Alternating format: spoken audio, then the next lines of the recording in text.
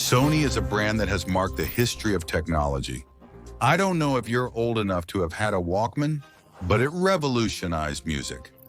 I also had the first PlayStation, which dominated the gaming universe, and their televisions are among the best on the market. But there's one product where Sony completely collapsed: the smartphones.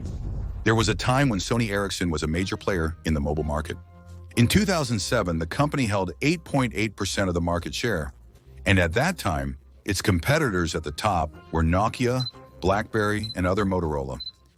Today, the brand has almost disappeared. But how could a tech giant collapse so abruptly in a sector where it had the upper hand?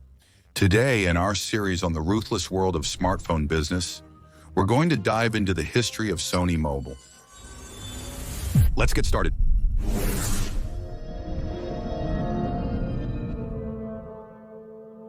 By the end of the 90s, the mobile phone market was booming. Nokia and Motorola dominated, as I discussed in a recent video, but a technological revolution was approaching. Color screen, built-in camera, and mobile music. However, Sony and Ericsson are struggling to gain a foothold in the market. Ericsson, which is a communication expert, still holds 10% of the market, but suffers from an overly technical image. Moreover, a fire at a Philips factory in 2000 disrupted production, worsening its troubles. Sony, which is already an electronics giant, excels in audio, video, and game consoles. But its phones lack strategic vision. You see it coming? In 2001, the two companies come to the conclusion that the marriage would be perfect and merge their mobile division to create Sony Ericsson, an alliance where Sony brings its multimedia expertise and Ericsson will bring its telephony know-how. The bet quickly pays off. Their first success is the T68i, one of the first phones with a color screen and Bluetooth, followed by the T610, which popularizes mobile photography.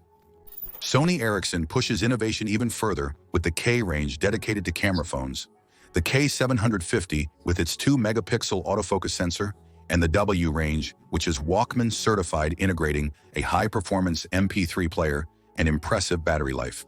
I can guarantee that this Sony Ericsson phone was a gem for its time, becoming a benchmark with its models. Its bold design, mastery of photography and sound managed to attract a young and tech-savvy audience, which is what I was at the time, so I'm still tech-savvy, but a little less young. In 2007, the brand reached its peak with 8.8% market share and record sales. But that same year, a David enters the arena, poised to bring all the Goliaths of the era to their knees. Steve Jobs takes the stage and presents the iPhone, a shock that disrupts the industry. Sony Ericsson, which built its success on physical keyboard phones, is caught off guard. The touchscreen smartphone era begins, marking the unknowing start of the company's decline.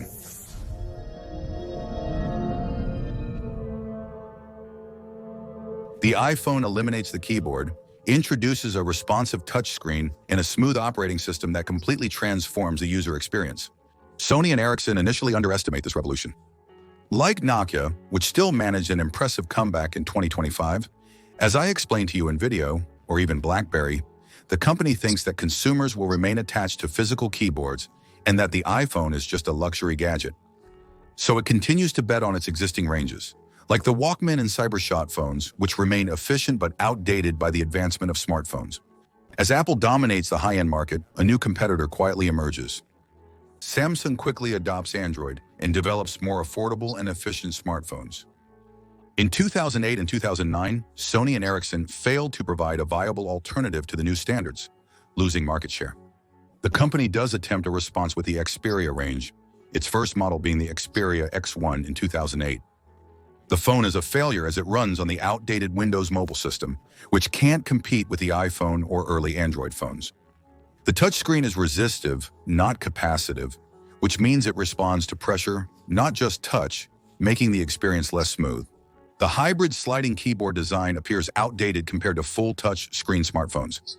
Sony Ericsson fails to transition into the smartphone era. Meanwhile, Android is developing rapidly, and Samsung is flooding the market with its Galaxy. Sony Ericsson's market share is collapsing. From 2007 to 2009, it drops from 8.8% to under 4%. In 2011, the situation is critical. Sony and Ericsson are losing billions, unable to compete with Apple and Samsung. It's at this point that Sony decides to buy out the entirety of the joint venture with Ericsson for $1.5 billion, hoping to right the ship under a single brand. But the damage is done. Sony is late to the market, which is now dominated by Apple and Samsung.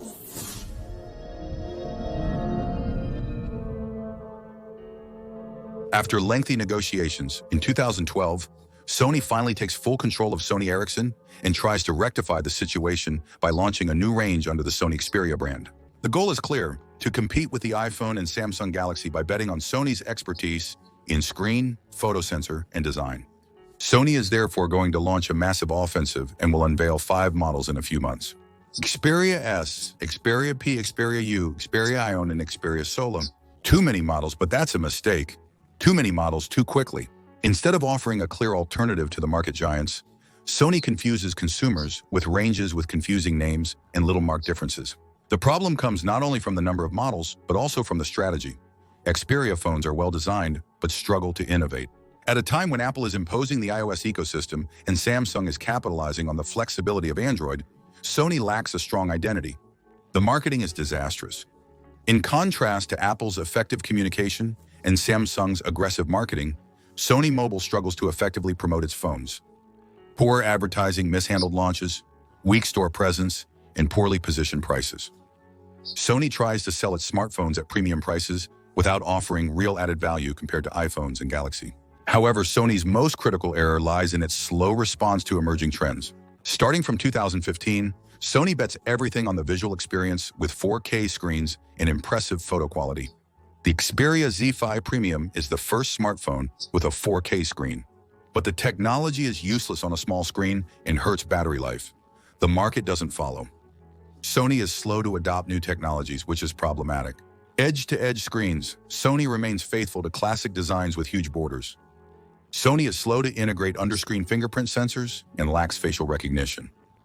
Apple and Samsung have dual photo sensors, but Sony is late to adopt them. While rivals evolve rapidly, Sony's progress is slow. By targeting the ultra-premium segment without understanding marketing and innovation, the brand isolates itself from the general public. In 2014, Sony Mobile's global market share drops below 3%. Situation is alarming, yet Sony refuses to adapt its strategy. Rather than refocusing on competitive models, the brand persists in its logic of high-end, overpriced smartphones. The final blow comes in 2019. Sony Mobile announces complete withdrawal from multiple markets, including North America and Latin America, due to insignificant sales. The Xperia brand now makes up just 0.3% of the worldwide smartphone market. Sony Mobile is now a marginal player, overtaken by Chinese brands like Huawei, Xiaomi, and Oppo, which offer cheaper and more innovative phones.